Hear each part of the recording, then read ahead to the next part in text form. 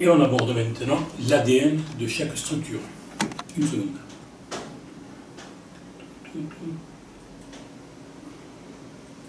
Voilà. Donc, ça veut dire la définition ou la présentation des missions précises de chacune des structures. Et on va commencer par le Comité national olympique et sportif français. Pour moi, il a 3 missions. La première mission, c'est de favoriser l'émulation des régions. Le fait de favoriser l'émulation des régions, ça passe par une seule stratégie, c'est mutualiser les moyens. Alors parmi cette mutualisation des moyens, je vais citer pour moi les premières mesures qu'il convient de faire. La première, c'est la création d'un système de vote électronique mis à disposition des fédérations et des régions pour les référendums et pour les votes des élections. C'est ensuite, ça c'est la première mesure, création d'un système de vote électronique. Comme ça, il est neutre, il est vierge et il est validé. Et il n'y a pas de, on va dire, de magouille possible. Ensuite, création d'un fichier national de tous les licenciés sportifs. C'est-à-dire, nous sommes 16 millions. Il faut que ces 16 millions de sportifs licenciés soient clairement identifiés. Pourquoi? D'abord, pour faciliter la mise en place des référendums, pour aider aux campagnes électives pour les présidents de CROSS et les présidents de fédération, pour donner des informations, pour ensuite avoir une boîte à idées nationale, c'est-à-dire qu'il puisse faire que n'importe quel pratiquant où qu'il se trouve puisse faire remonter des informations ou des suggestions, qui seraient évidemment récompensées, pour avoir des ressources financières complémentaires, et enfin pour instaurer un lobbying local, départemental, régional, national, voire international. Ici, je dis lobbying, je voudrais faire 2 petites précisions. Dans tous les milieux, et pas forcément tous ceux qui sont animés par le bien commun, le lobbying, les groupes d'influence existent. Je ne vois pas pourquoi nous ne l'utiliserions pas pour une mission exaltante qui est l'éducation. C'est utilisé partout, donc à nous aussi de l'utiliser.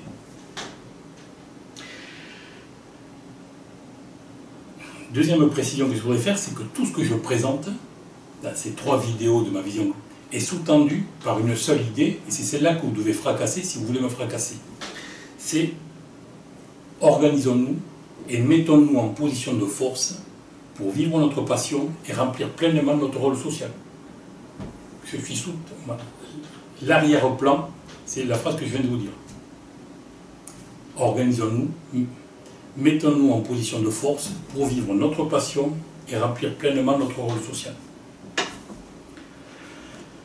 Donc, première mesure, création d'un système de vote électronique. Deuxième, création d'un fichier. Troisième mesure, création d'une espèce, pour l'instant je n'ai pas trouvé le nom, d'une INSEE du sport. Pourquoi? Pour deux raisons. Définir le seuil minimum financier nécessaire par chaque club, quelle que soit la discipline, le niveau, les catégories, pour fonctionner décemment. Aujourd'hui, tout le monde dit, et moi le premier, le sport gère la misère, mais comme on n'a pas de chiffres, personne n'en tient compte. Je pense que tous les clubs vivent au-dessous du niveau du seuil de pauvreté. Donc ça suffit, mais au moins il faut avoir des chiffres pour voir la réalité et voir ce qu'il faut décemment pour fonctionner.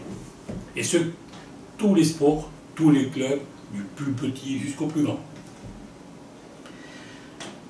Deuxième mission de cette INSEE, c'est de proposer une offre de pratique cohérente sur l'ensemble du territoire.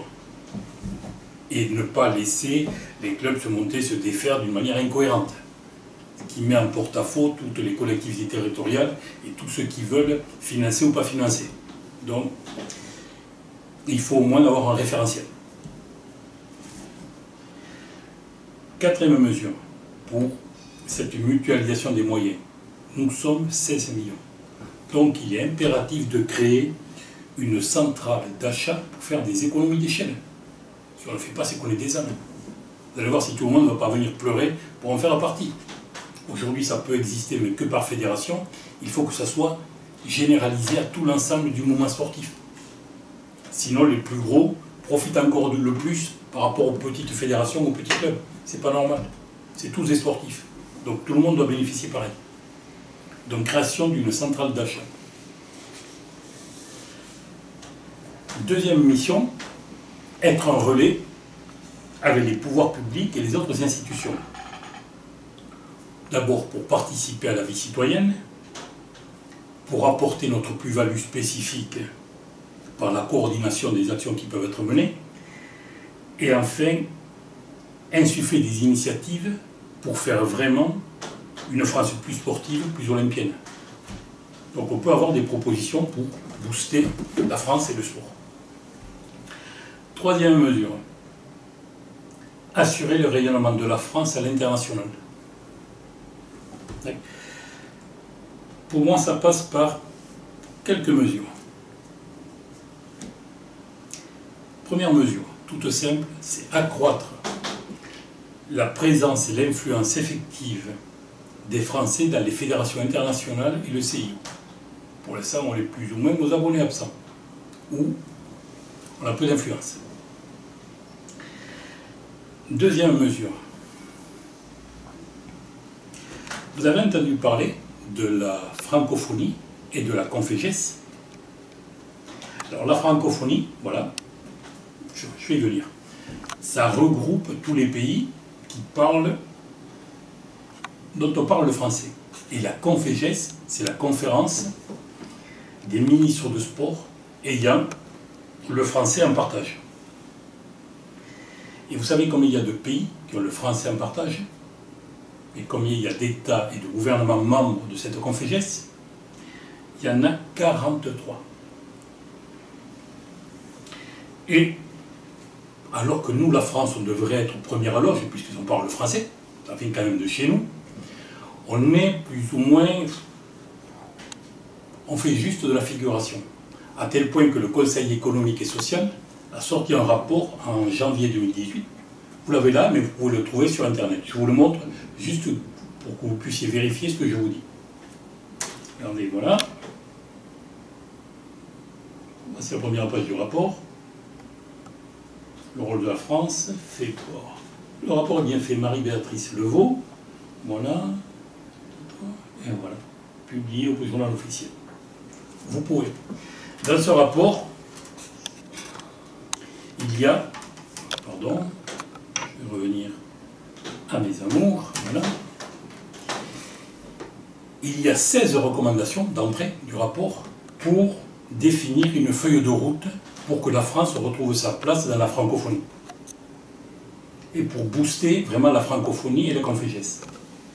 Et savez-vous, sur ces 16 préconisations, savez-vous dans combien le mouvement sportif est impliqué directement ou indirectement? Allez, pour voir si vous revenez en deuxième semaine. Combien? 10? Non, non. 16 sur 16. Sur les 16 préconisations et recommandations, nous sommes acteurs plus ou moins en droite ligne à chaque fois.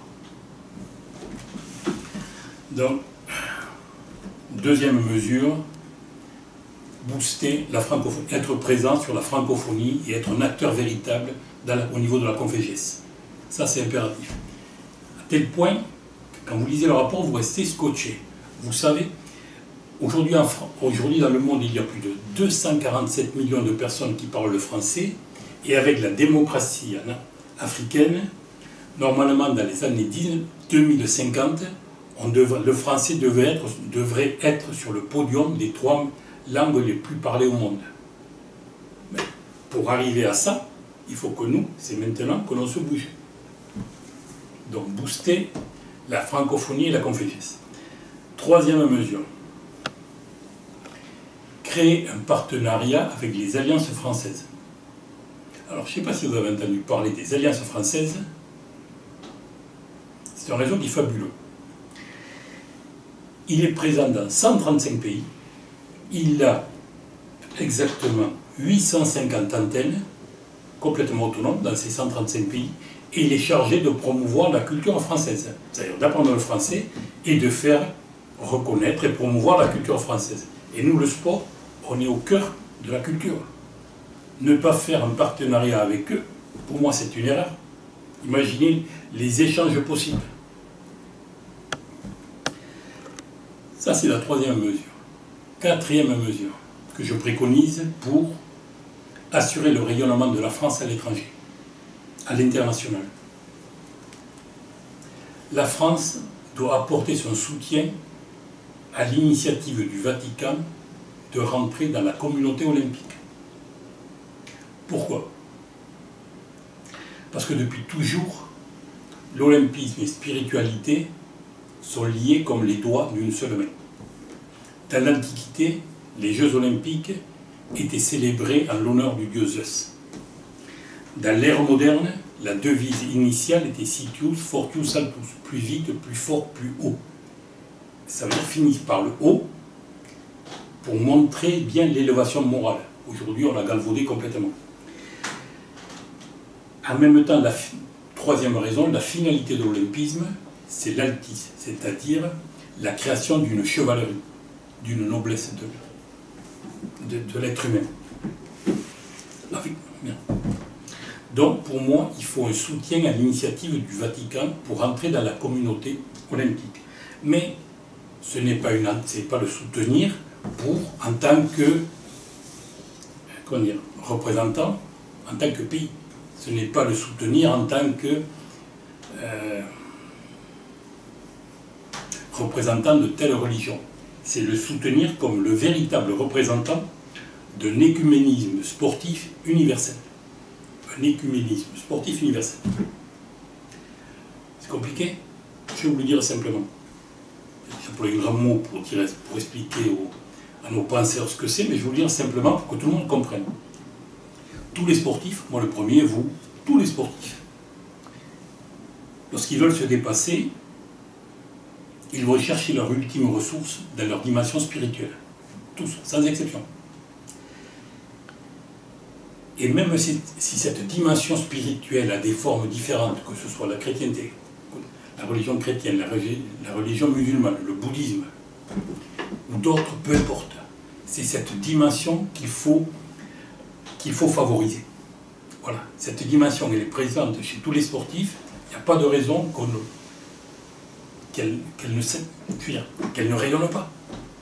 Sinon, on ampute. Donc, favoriser l'adhésion du Vatican au mouvement olympique. Voilà pour les 3 missions que je vois pour le Comité national olympique et sportif. Je vous dirais, je serais président de Fédé ou j'aimerais bien être au Comité national olympique. Hein. C'est excitant. Pour moi, ça m'exciterait bien. Ouais, c'est excitant. Abordons maintenant les présidents de CROSS. Du moment qu'il a été élu au suffrage universel direct par tous les licenciés de sa région, il est de fait le véritable ministre des Sports de sa région.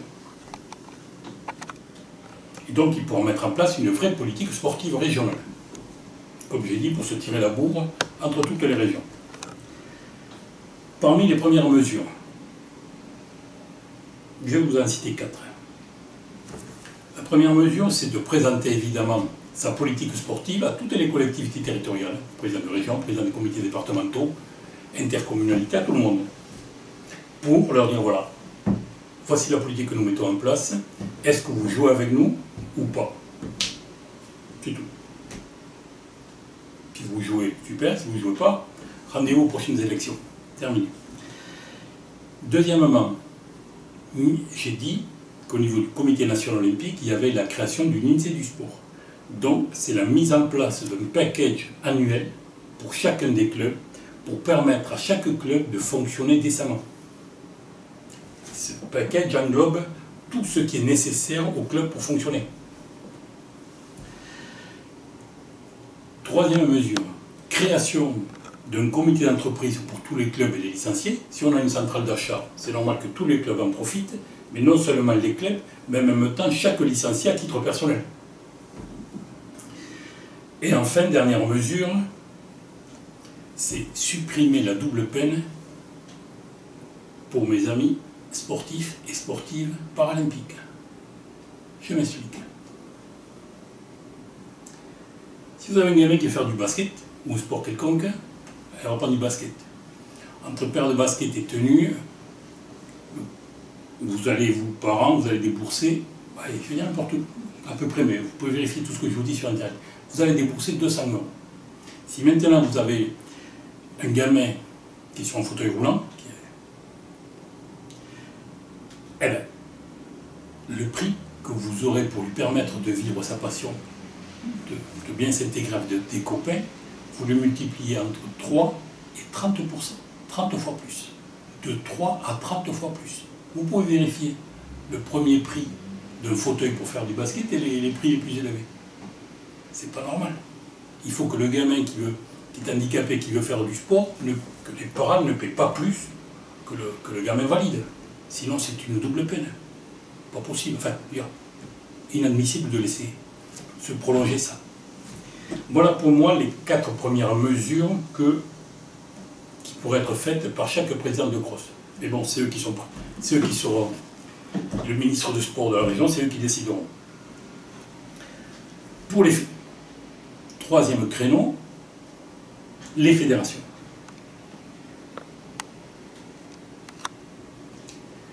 Trois mesures choc pour moi. La première, évidemment, c'est la mise en place de sa politique sportive. Il a présenté sa politique, elle a été approuvée par tous les licenciés, donc il la met en place, c'est complètement légitime. Deuxième mesure, la création d'une conférence des présidents. Conférence biannuelle. Ça veut dire quoi? Ça veut dire que tous les 2 ans, chaque président de fédération rencontre région par région l'ensemble des présidents, des trésoriers et des secrétaires de tous les clubs de sa discipline. Il les rencontre au CROSS, et là, évidemment, tout le monde dit ce qui va bien, ce qui ne va pas, les préconisations, les doléances, pour qu'il en tienne compte, et pour que, s'il y a besoin de créer une région pilote, il n'y ait pas de souci. Tout le monde soit d'accord, puisque tout le monde est sur place. Aujourd'hui, pour montrer la pertinence de cette mesure, vous avez des présidents de fédération qui sont en place depuis 20 ans, ou des présidents de clubs qui sont en place depuis 20 ans. Je peux vous dire que vous avez certains présidents de clubs, même en place depuis 20 ans, qui n'ont jamais rencontré en direct leur président de fédération. Si vous trouvez ça normal, pour moi, non. Dernier point, dernière mesure pour les fédérations, implication accrue à l'international auprès de sa fédération internationale. Si, imaginons que ce que je vous ai dit ait lieu, si le président a été élu au suffrage universel direct, lorsqu'il va arriver au comité directeur ou aussi au bureau de la fédération internationale, il va pouvoir regarder tous ses collègues et leur dire « Oh, moi, j'ai été élu par tous mes pratiquants, par tous les licenciés de mon pays. Donc j'ai une légitimité pleine et entière. Vous avez été élu par un système censitaire. Vous avez la légalité, mais aucune légitimité. Donc allez d'abord conquérir votre légitimité. » Si ça, ce n'est pas une mesure pour être en position de force sur la scène internationale, je suis preneur de toute autre mesure. Il n'y a pas de souci, je me déplace, je vous écouterai. Et en même temps, en faisant ça, les autres sportifs de tous les autres pays, ce n'est pas des idiots, ne vous inquiétez pas, qu'ils vont demander pareil à avoir voix au chapitre de leur fédération. Bon, mais ça, seul l'avenir le dira. Enfin, les équipes de France. Mes premiers amours. Comme le dit un DTN, un directeur technique national, qui a exercé pendant plus de 20 ans, c'est un miracle permanent. Et aujourd'hui, avec l'ANS, c'est toujours un miracle permanent. Et ça restera un miracle permanent. Vous avez une disparité de moyens, de traitement, de considération, avec autant de conception que d'entraîneurs, et en plus, une politique de copinage plus que de compétences. Ça, c'est le constat. Or, la France, elle est une et indivisible. La Marseillaise, on ne la jauge pas, on ne l'étalonne pas. La Marseillaise, c'est la Marseillaise, point. Et tous ceux qui luttent, se battent sur les terrains pour la faire entonner, ont droit au même traitement, à la même considération, aux mêmes moyens. C'est le minimum, sinon on les dégoûte. Il n'y a pas d'autre mot, pour moi on est dégougnafié, pour prendre une expression triviale. Donc, regroupement de toutes les équipes de France au sein d'une même structure juridique pour avoir une unité de moyens, une unité de préparation, de traitement et de doctrine. 2. Cette doctrine tient en quelques mots. Conjuguer production de médailles et épanouissement de la personne.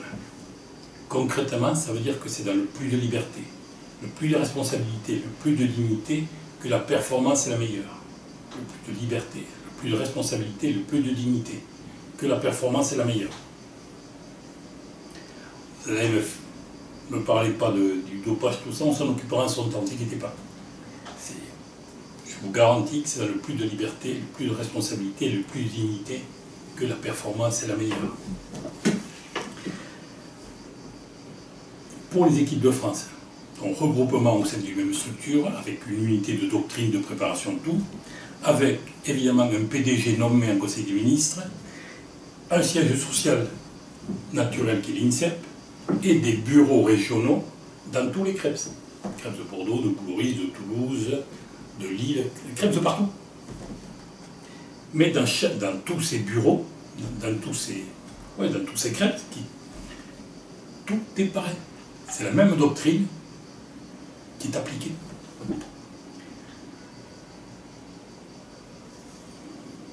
Voilà ce que je voulais dire sur les équipes de France.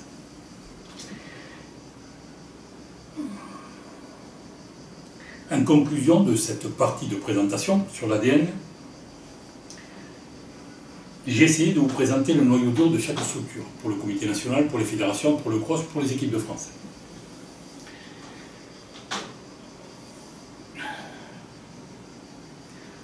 Toutes les personnes qui ont été atteintes d'un cancer et qui en sont sorties savent que la première chose à faire, c'est de tuer les cellules cancéreuses. Nous, là, la solution, c'est de redéfinir l'ADN de chaque structure. Si on procède de la manière, si on ne procède pas comme ça, si on procède comme ça plutôt, on est sûr du résultat. Si on procède autrement, c'est-à-dire en faisant des mesurettes sans s'occuper de nettoyer l'ADN, ça va faire illusion, mais l'organisme va continuer à mourir et c'est un faux espoir qui n'apporte, sur le fond, qui n'apporte strictement rien.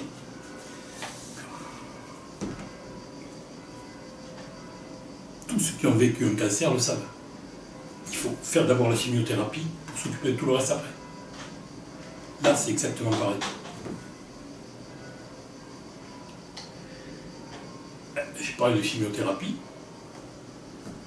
cogné, c'est-à-dire, troisième point, comment maintenant fait-on le passage d'un système moribond, cancéreux, atteint de cancer, à un système sain, plein de vitalité. Ça va être la troisième vidéo sur la transition. Je vous remercie.